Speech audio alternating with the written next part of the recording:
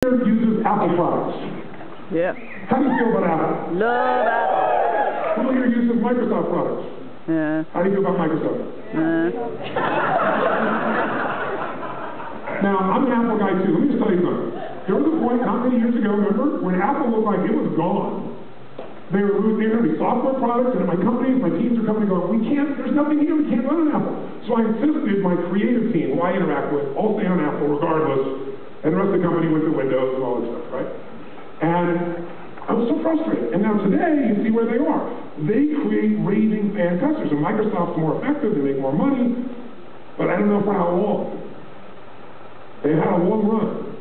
Are they always going to do well? I'm sure they have so much capital, so much genius people there, but you'd certainly take Google as doing some things that probably make them stay up at night, wouldn't you say?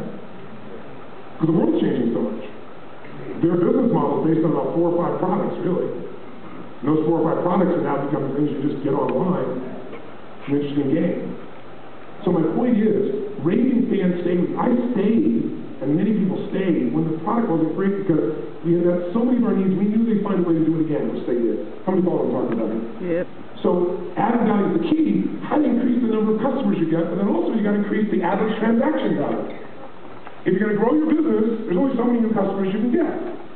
But you also have to figure out, how do I get more if my business is going to succeed? Now, if you just try to raise your price in this world, is that going to work? Yes or no? No. Yes or no? No. So what's the only way you can get more transaction value? What's the only way? You got to add more what? Value. Value. Or you got to find more their needs. And then thirdly, third one.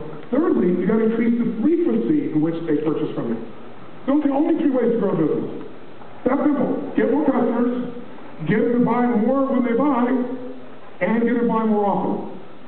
Is that true? Anybody disagree with us? That's the game. So then the question of life becomes, if you wanted to really have a simple plan right now, leave here, where I can tell you in 2 minutes how to grow your business by a third, and make it where you know it was true, that you were capable of, you'd have to say, well, how do I get new clients? How do you get clients right now?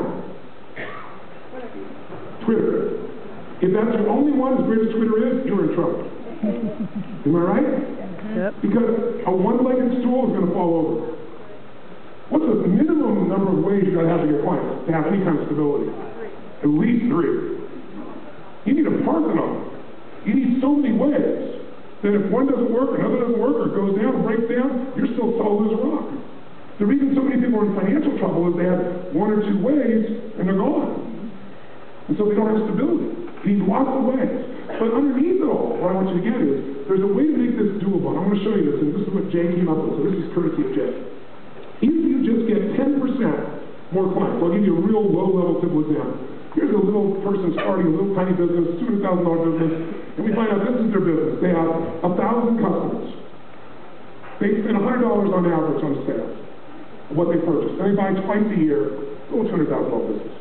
Now, if your business makes a lot bigger than this, maybe your business has got, take the added 0 and it's $2 million, or at 2 zeros and it's $20 million, same difference. If all we do, don't click another button, please. If all we do is increase the number of new customers by 10%, how many think you could get 10% new customers if you put your total focus on it, figure out how to maximize your current ways of getting new clients, or found some new distribution channels? How many know you could do this with components? Raise your hand right now. Say, ah. In this case, you go from 1,000 to 1,100. How many think you could get 10% more money for your product or service by really getting to know your customers' needs and finding a way to add more value? Either another product they all need, another service, or the same service enhanced. How many think if your total focus was not on getting the money, but on adding the value, you could get 10% more even in this marketplace for your product or service, or some combination of product and service? How many think you could absolutely do that? Don't raise your hand unless you believe it absolutely you do. Say yes. Yes. Fantastic. How many think you could get customers to buy 10% more often from you? That means maybe this customer doesn't buy, but out of the whole group, if they were buying twice a year, now it's 2.2 as an average. How many think this is a totally achievable goal, even in a tough market like right now? If you agree, raise your hand and say, ah. Great, let's see what that means. If you do that, and you figure out what it comes to, you took that business to $266,000, or $2.6 million, or from $20 million to $26 million. It's a 33.1% increase if all you guys do is say, I'm going to get 10% more new customers. I'm going to focus on 10% more price point by adding more value. and I'm going to get 10% purchasing more often, you grow your business by a third in that period of time, which most people could do in 6 months, a year max, if they're focused. How many agree with me? Say, By the way, what does that do to your profit margin? Is your profit margin just going to be the same level? You already got a certain amount of overhead. You're going to probably see even greater profit. How many agree with me? This is your plan. Who here is currently, let me ask this first. Why don't you do this? Stand up if you own a business.